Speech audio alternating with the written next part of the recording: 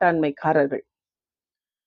அவர்கள்லாம் தங்களுடைய சமூகத்தினர் அவர்களை வந்து ஒரு ஒழுங்கு தரப்பினால அவர்களை அதை பேஸ் பண்ணி அவளை கட்டுப்பாட வச்சுண்டு ஏதாவது தப்பு நடந்து தண்டிச்சுண்டு நாட்டாமை எல்லாம் பண்ணுவா இல்லையா, அது அந்த மாதிரி பண்ணின்னு வந்தா.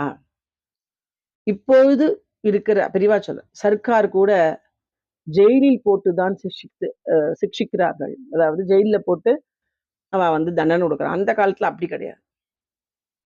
ஆனால் இது ஒன்றும் குற்றவாளிகள் நெஞ்சில உரைக்கிறது இல்லை. ஜெயில போட்டா அந்த குற்றவாளிக்கு உரைக்கிறதே இல்லை.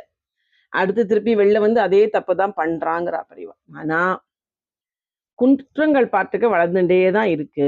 ஆனா நாட்டாண்மை சிஸ்டம், அந்த வர்ணாசிரம தர்மங்கள்ல அவர்கள் கட்டுக்கோப்பா இருந்து ஒரு நாட்டாண்மை சிஸ்டத்துல கொடுத்த தண்டனையும்